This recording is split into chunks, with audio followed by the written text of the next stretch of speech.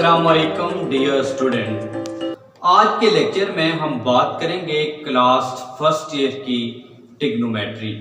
लेकिन सबसे पहले हम ये जानेंगे कि ट्रिग्नोमेट्री क्या होती है। Trigonometry is the study of measurement of triangle, यानी एक ट्राइंगल की जो मेजरमेंट होती है, लेकिन हम जानेंगे वो कैसे।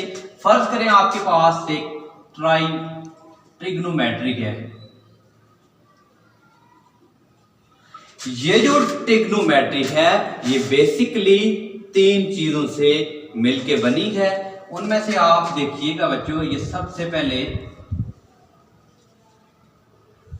ये जो ट्रिग्नोमेट्री है तो फर्स्ट पार्ट इसका होता है ट्राई, तो दूसरा होता है गॉनी, या गानो भी पढ़ते हैं या गॉनी, GONI गॉनी, और दूसरी थर्ड होता है मेट्रॉन। इन तीन लफ्ज से मिलके ये ट्राइंगल बनती है। बेसिकली ये जो ट्राई होती है इसे हम बोलते हैं थ्री। ये जो आपके पास गॉनी होती है इसको हम बोलते हैं मैयर। ये जो आपके पास ट्राई से थ्री, गॉनी हम बोलते हैं एंगल को, और उसके बाद मेट्रॉन जो होता है इसको बोलते हैं हम मेजरमेंट। इसको बोलते हैं, ये तीन लफ्ज है बेसिकली। इन तीन लफ्ज से मिलके एक ट्राइंगल ट्रिग्नोमेट्री बनती है। अब ट्रिग्नोमेट्री के लिए आप दो लफ्ज देखें, थ्री, यानी ये देख लो आप, नजर आ रही है कि थ्री यानी एंगल ऑफ मेजरमेंट। अब हमें पता है कि जो थ्री एंगल होते हैं तो वो किस में होते हैं, कौन सी पॉलीगॉन में होते हैं, वो पॉलीगॉन है ट्राइंगल। तो एक ट्राइंगल के अंदर तीन एंगल होते हैं, तो इसलिए हम ये बोल सकते हैं कि trigonometry is the study of measurement of triangle. Triangle की जो मेजरमेंट है इसको आप ट्रिग्नोमेट्री बोलते हैं। आप यहाँ पे अगर जरा रुक के आप यहाँ पे गौर से देखें, ये है थ्री, ये है एंगल, ये है मेजरमेंट। इसमें दो बेसिकली लफ्ज यूज हो रहे हैं, एक तो थ्री यूज हो रहा है, दूसरा मेजरमेंट। तो बेसिकली हमने देखना है व्हाट इज एंगल। आपके एमसीक्यूज में भी आ सकता है और डेफिनेशन में भी आ सकता है व्हाट इज एंगल। तो हम देखते हैं एंगल क्या चीज है। बच्चों ये जो एंगल है ये बेसिकली यानी two rays starting from a common point.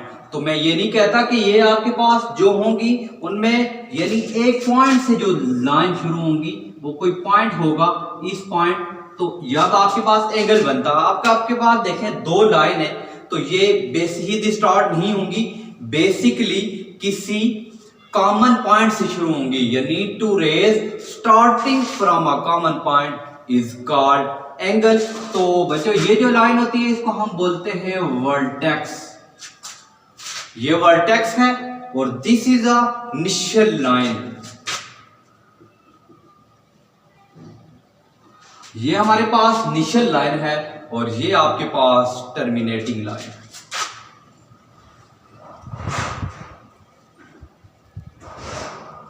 अब बच्चों गौर से देखें कि two rays starting from a common point, the common point is called vertex and the first line is called initial and the second line is called terminating। अब हम ये देखेंगे कि एंगल कब पॉजिटिव होता है और उसकी रोटेशन कब नेगेटिव होगी। तो आप बच्चों आपने ये देखना है जब एंगल एंटी क्लॉकवाइज होता है, जब एंगल उसकी डायरेक्शन एंटी क्लॉकवाइज होगी तो एंगल पॉजिटिव होगा। एंटी क्लॉकवाइज में कि आप घड़ी जो चल रही है उसकी जो मुखालिफ सिमत होती है उसको हम एंटी क्लॉकवाइज कहते हैं या काउंटर क्लॉकवाइज कहते हैं, और जो आपके पास क्लॉकवाइज होती है तो वहां पे जब वो क्लॉकवाइज चल रही होगी तो उसे हम बोलेंगे कि ये इसकी नेगेटिव डायरेक्शन है। तो इसके बाद हम देखते हैं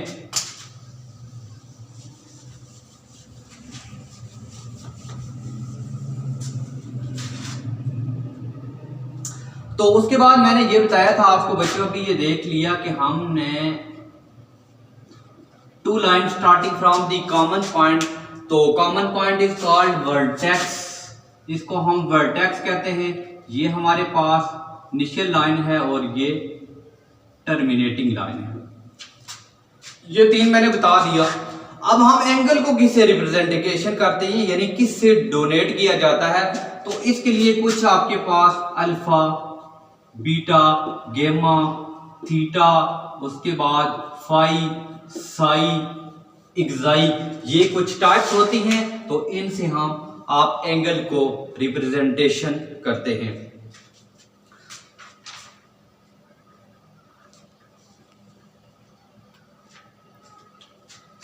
अब हम देखेंगे कि नोटेशन है रिप्रेजेंटेशन ऑफ एंगल, तो हमने देख लिया।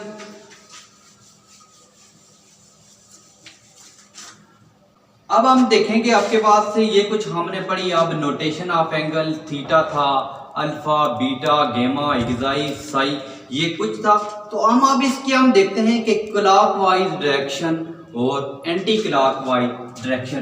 फर्ज करें बच्चों आपके पास ये हमारे पास एक कोऑर्डिनेट दिया हुआ है, ठीक है, तो ये हमारे पास 4 कोऑर्डिनेट्स हैं।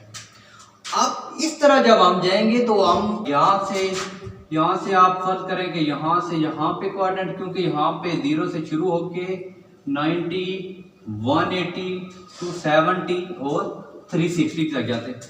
अब यहाँ से यहाँ तक और यहाँ से अब जब यहाँ तक आएगा और यहाँ से यहाँ और यहाँ से यहाँ, ये पूरा हमारे पास एक क्या बनती है, इसकी हमारे पास एक रोटेशन बनती है। यानी 0 से शुरू होकर 90, 90 से 180 से 270 और 360। तो ये जो हमारे रोटेशन बननी है तो इसको हम बोलते हैं anti clockwise, anti clockwise rotation थी।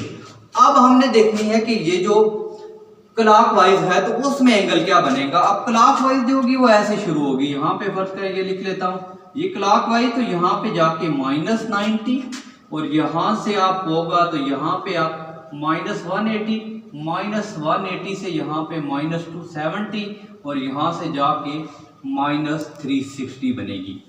अब ये मैं किस लिए बताया कि एमसीक्यू पूछा जा सकता है कि -360 लाइक विच कोऑर्डिनेट, यानी -320 किस कोऑर्डिनेट के अंदर लाई करेगा। -320 लाई विच कोऑर्डिनेट किस कोऑर्डिनेट के अंदर लाई करेगा। आपने बच्चों याद रखना है कि जो minus sign only show the direction, क्योंकि angle can never be negative because angle is a magnitude, इसलिए एंगल कभी नेगेटिव नहीं होता। This shows only direction.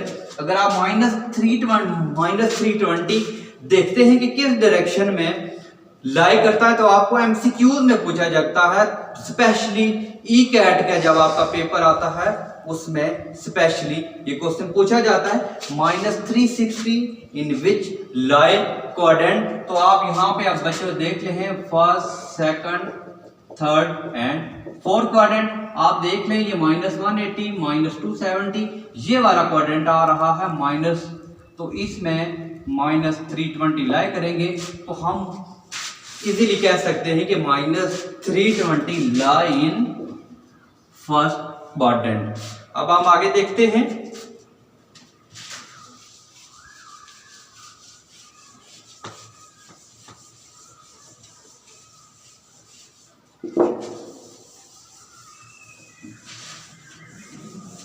अब हम कुछ देखते हैं कि मेजरमेंट ऑफ एन एंगल, यानी मेजरमेंट ऑफ एन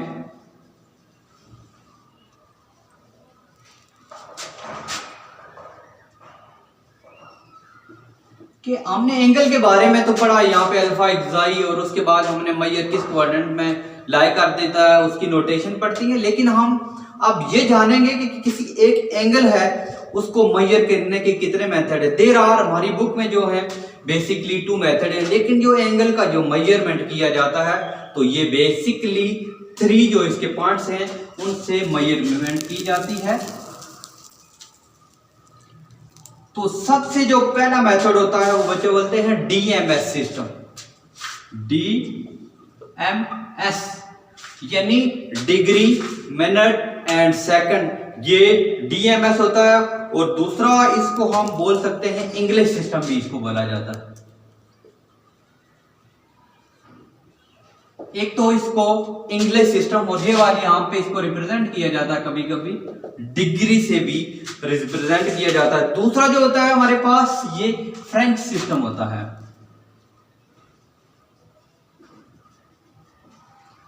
थर्ड वाला जो होता है इसको हम रेडियन भी बोलते हैं और सर्कुलर सिस्टम भी बोलते हैं।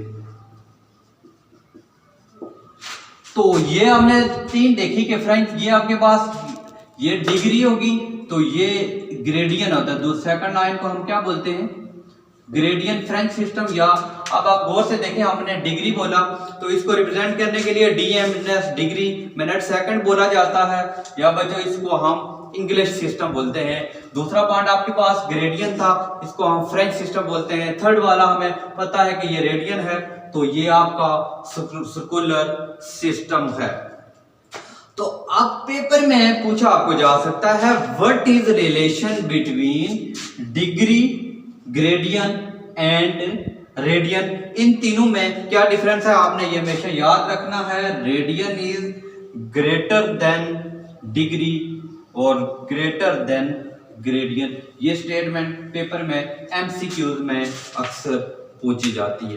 तो अब हम कुछ ये डिस्कस करते हैं कि सम ऑफ किसी पॉलीगॉन के अंदर सम ऑफ इंटीरियर एंगल, उसका जैसे हमें पता है कि sum of interior angle of a triangle is 180 होता है। लेकिन मैं आपको एक बड़ा ट्रिकी मेथड बताऊंगा जिससे आप इजीली कैलकुलेट कर सकेंगे, चाहे आपके पास n साइडेड हो, चाहे 10 साइडेड हो, 20 साइडेड हो, पॉलीगॉन हो, क्वाड्रेटियर हो, स्क्वायर हो, कोई भी हो। तो वो मैं आपको बताऊंगा कि हम कैसे करते हैं measure of triangle of n sided.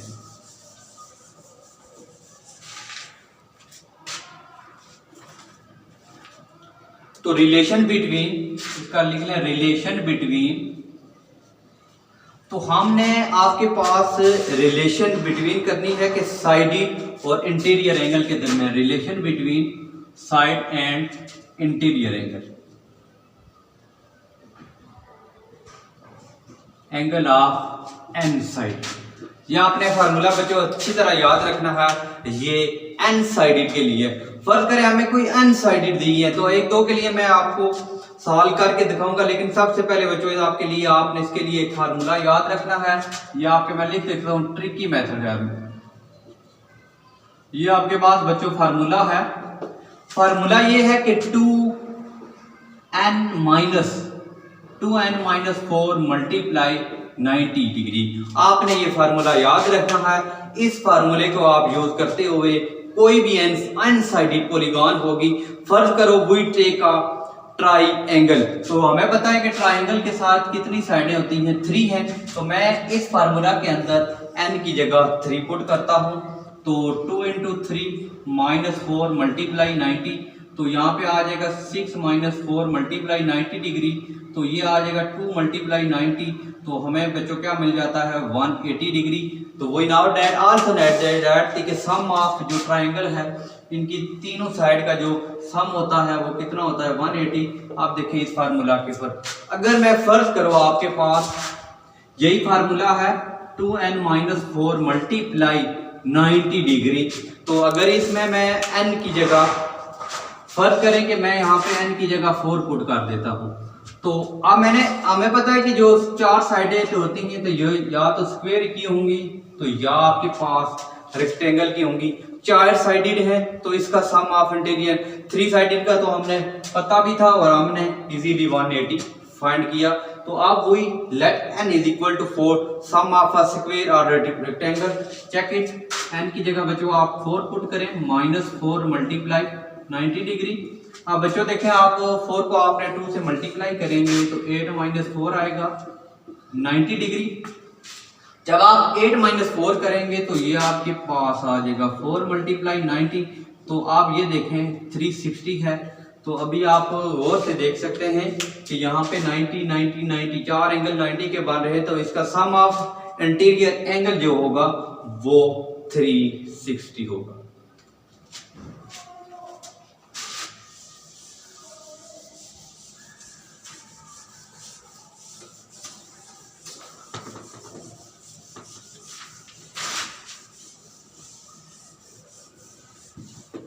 तो अब बच्चों हमने ये तो कुछ हमने अब तो बताया कि हम कैसे इंटीरियर एंगल का फाइंड करते थे, तो लेकिन अब हम देते हैं कि फंडामेंटल कुछ आइडेंटिटीज हैं।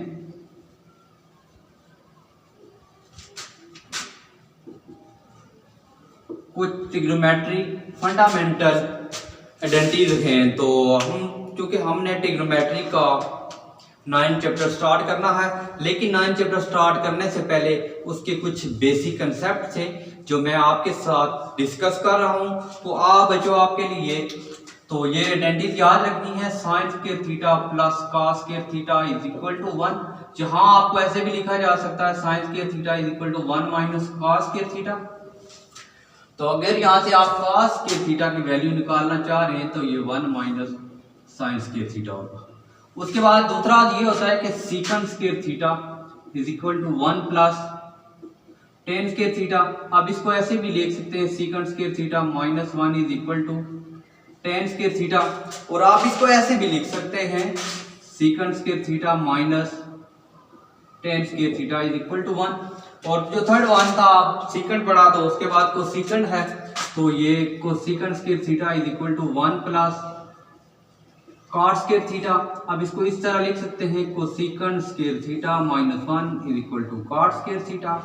अब cosecant square theta minus cot square theta is equal to 1। ये हमारे पास कुछ थी फंडामेंटल आइडेंटिटी ट्रिग्नोमेट्री की, तो वो हमने डिस्कस की। तो इसके बाद हम ये क्वाड्रेटिकल सिस्टम था वो डिस्कस करते हैं कि क्वाड्रेटिकल सिस्टम क्या होता है।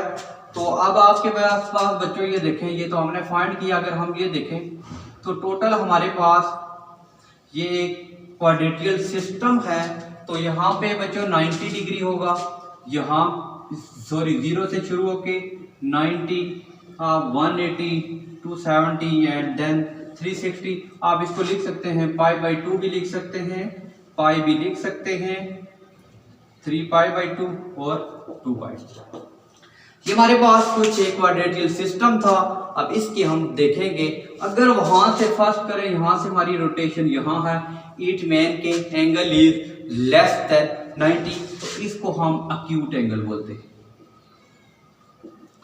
और यहाँ पे फर्स्ट करें, यहाँ से रोटेशन हमारी यहाँ से आती है, तो यहाँ पे जो आएगी तो इसको ऑब्ट्यूज एंगल बोला जाता है। ये 180 यानी 90 से लेके 190 टू 180 तक आ रही है, ये 0 से 0 टू 90 तक। अब ये जो रोटेशन आएगी यहाँ से पूरी आ जाएगी माइनस 180 टू 7, तो ये पूरी जब एंगल जाएगी तो इसको हम बोलते हैं रिफ्लेक्स एंगल। ये आपने याद रखनी है कि जो आपका quadrant third and fourth quadrant होगा तो उसको हम क्या बोलते हैं, तो इसको हम बोलते हैं रिफ्लेक्स एंगल बोलते हैं। तो अब हम डिस्कस करते हैं what is even function and odd function. Even function क्या होता है, ऑड फंक्शन क्या होता है, इसके बारे में हम डिस्कस करते हैं।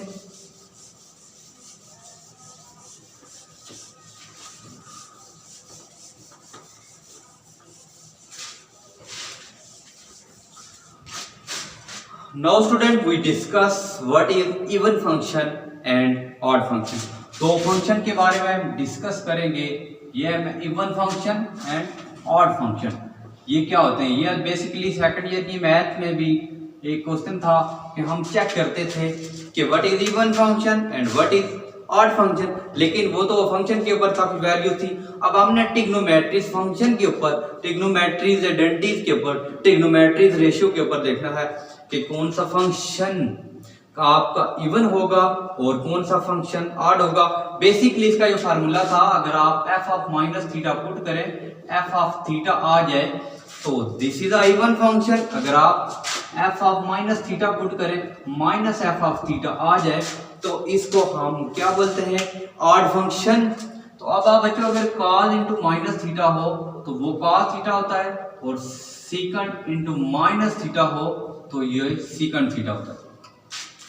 अब जो सवाल ये पैदा होता है कि अक्सर बच्चे ये पूछते हैं हमें, तो हमने ये पढ़ा था f of x is equal to minus x के, f ऑफ x की जगह माइनस रिप्लेस करते हैं तो माइनस रिप्लेस करें तो ये F of minus X is equal to X के, which is F of minus X is equal to F of X. Student तो ये पूछते हैं कि हमें तो अक्सर ये पता लग जाता है कि हम इसके अंदर माइनस रिप्लेस करें, इवन नंबर से माइनस खत्म होगा, तो ये तो हमें बड़ा इजीली पता लग रहा कि ये this is a even function. तो यहाँ पे कैसे आपने माइनस साइन खत्म कर दिया, कैसे जज़ब हुआ, ये कैसे इवन फंक्शन है? तो इसके लिए मैं एक मेथड आपको बताता हूँ, बड़े इजी मेथड के साथ बच्चों आपने देखना है। ये मेथड है, हमें पता है कॉस अल्फा माइनस बीटा का formula, cos alpha cos beta plus sine alpha sign beta. अब बच्चों इस फार्मूले के अंदर आप अल्फा को 0 पुट कर दें, यानी alpha is equal to 0 put करें तो क्या आ जाएगा, 0 minus beta is equal to cos 0 cos beta plus sine 0 sine beta. तो ये आ जाएगा cos minus beta is equal to, अब बच्चों और से देखें cos 0 जो होता है, cos 0 की वैल्यू क्या होती है, 1 होती है, 1 डॉट cos बीटा। तो अब यहाँ पे cos minus beta is equal to cos beta, this is even function. Similarly हम इसको सिमिलरली देख सकते हैं सेकंड के लिए। अब हम कुछ करते हैं इवन फंक्शन के लिए, एफ ऑफ माइनस थीटा हो तो उसके लिए माइनस थीटा आ जाए, तो ये फंक्शन हमारे पास ऐड होते हैं। तो sine minus theta is equal to minus sine theta, cosecant minus theta is equal to minus cosecant theta, उसके बाद टेन का आता है minus theta is equal to minus tan theta, और cot minus theta is equal to minus cot theta. ये था कुछ हमारे पास कंसेप्ट इवन फंक्शन का और ऑड फंक्शन का जो हमने यहाँ पे डिस्कस किया। तो बच्चों हमने बड़े और से डिटेल से डिस्कस किया कि इवन फंक्शन और ऑड। अब इसके बाद हम ये डिस्कस करते हैं कि जर्नल एंगल क्या होता है और कोटर्मिनल एंगल क्या होता है। अब हम देखेंगे कोटर्मिनल और जर्नल एंगल, यानी कोटर्मिनल कौन सा एंगल है और जर्नल एंगल कौन सा है। इससे पहले हम कुछ डिटेल इसके बारे में पढ़ भी चुके हैं, तो मैं दोबारा बता देता हूं। अब बच्चों 360 से शुरू होने वाला एंगल 90, 180, 270। अब हमने कोटर्मिनल जो था वो हमने दो पॉइंट ऑफ व्यू के से देखना है, एक हमने एंटी क्लॉकवाइज देखना है और दूसरा क्लॉकवाइज देखना है। फर्स्ट रोटेशन जब होगी तो यहाँ पे फर्स्ट रोटेशन कंप्लीट होगी तो इसको हम लिखते हैं थीटा प्लस 2 पाई, यानी आपके पास क्या आ जाएगा थीटा पाई 2। फर्स्ट करेंगे एक अनदर रोटेशन कंप्लीट कर रहा है, हम लिखेंगे थीटा प्लस 4 पाई, यानी दूसरी रोटेशन कंप्लीट कर रहा है। लेकिन जब ये एन पाई करेंगे तो इसको हम लिखते हैं थीटा प्लस 2k पाई। अब जो ये तो मैंने इसके लिए की है, ये एंटी क्लॉकवाइज थी, तो जब बच्चों आपका क्लॉकवाइज आएगा तो उसके लिए ऐसे हो जाएगा। क्लॉकवाइज के लिए आपकी यहां से रोटेशन शुरू होगी फर्स्ट, तो ये आपको थीटा माइनस 2 पाई लिखेंगे, दूसरी रोटेशन होगी तो थीटा माइनस 4 पाई।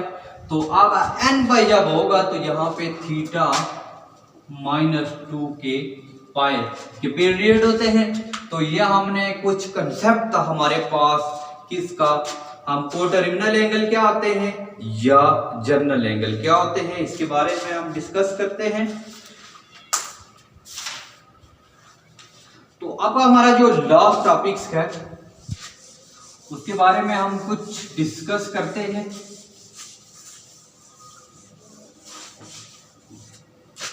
तो लास्ट एंगल था कि जब एंगल की हमने बात की, एंगल की हमने डेफिनेशन की कि टू रे starting from a common point. ये हमने एंगल की पहले भी डेफिनेशन पढ़ी, मैं फिर लिख लेता हूं कि टू रे स्टार्टिंग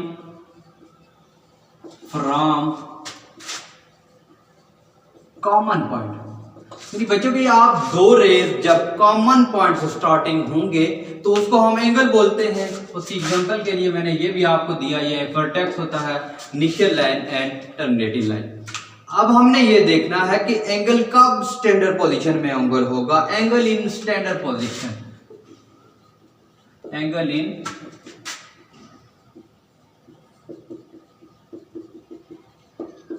बच्चों ये हमने देखना है कि एंगल कब स्टैंडर्ड पोजीशन में होगा। इसके लिए 3 बातें आपने अच्छी तरह याद रखनी है। इसके 3 जब पॉइंट सेटिस्फाई करेंगे किसी भी डायग्राम को, किसी भी ट्रायंगल हो, क्वाड्रेटियल हो, कोई भी हो, जब ये 3 मेथड जो है इनके यानी 3 जो स्टेप हैं जब ये सेटिस्फाई करेगा तो एंगल स्टैंडर्ड पोजीशन में होगा। सबसे पहला आपके पास वर्टेक्स ओरिजिन पे होना चाहिए। Vertex is equal to origin पे होना चाहिए। दूसरा लाइन आपके पास क्या होनी चाहिए, एक्स एक्सिस होने चाहिए, पहला पॉइंट। दूसरा आपका है जो इनिशियल लाइन है ये एक्स एक्सिस होना चाहिए। और जो इसका थर्ड पॉइंट है, थर्ड पॉइंट क्या था कि अब इसकी जो डायरेक्शन होगी वो हमेशा क्या होनी चाहिए, एंटी क्लॉकवाइज होनी चाहिए। Direction is equal to anti clockwise. आपको एमसीक्यूज में भी आ सकता है कि आपके पास छोटा सा शॉर्ट क्वेश्चन बन सकता है कि एंगल कब स्टैंडर्ड पोजीशन में होगा। इसके लिए मैंने 3 बातें बताई आपके पास। पहली थी कि वर्टेक्स इसका ओरिजिन पे होना चाहिए। Number 2 initial line x axis पे होनी चाहिए। और थर्ड जो मैंने बताई डायरेक्शन इज एंटी क्लॉकवाइज होना चाहिए। तो इसके लिए बच्चों सबसे पहले अगर मैं इसकी डायग्राम नंबर 1 देख लेता हूँ, इस तरह है तो इस तरह एक डायग्राम नंबर 1 ये ले लेता हूँ। तो इसके आपके पास दूसरी डायग्राम में ये ले लेता हूँ। दूसरी डायग्राम हम ऐसे कर लेते हैं, ठीक हो गया। और थर्ड लाइन में कोई ये ले लेता हूँ। थर्ड लाइन मेरे पास ये बन जाती है इस तरह। ये 3 आपके पास मेरे पास कोई डायग्राम थी। तो इन डायग्राम में ये क्या करना था कि कब क्या ये आपके पास सेटिस्फाई कर लें, एंगल इन स्टैंडर्ड पोजीशन पे है। तो अब बच्चों सबसे पहले डायग्राम नंबर 1 देखें। अगर डायग्राम नंबर 1 देखते हैं कि आप पहली कंडीशन को देखें, मैंने बताया था कि वर्टेक्स इस ओरिजिन पे होना चाहिए। तो आप पहली कंडीशन ये सेटिस्फाई नहीं कर रही तो दिस इज नॉट कि एंगल हमारा स्टैंडर्ड पोजीशन पे नहीं है। पहली डायग्राम नॉट सेटिस्फाई। दूसरी पे देखें, अब इस पे देखें वर्टेक्स तो आपका ओरिजिन पे है और इसकी जो हमारी डायरेक्शन भी ये यूज हो रही थी तो ये एंटी क्लॉकवाइज है, एक्स एक्सिस पर है। तीनों कंडीशन ये सेटिस्फाई कर रही है तो ये स्टैंडर्ड पोजीशन पे है। थर्ड वन इज, अब तो पहली बात एक्स एक्सिस पे था लेकिन एक्स एक्सिस से स्टार्ट हो रही है लेकिन इसकी डायरेक्शन इज क्लॉकवाइज। मैंने ये बताया था ये क्लॉकवाइज है, ये भी स्टैंडर्ड पोजीशन पे है। उम्मीद है कि आज का लेक्चर आपको समझ आया होगा।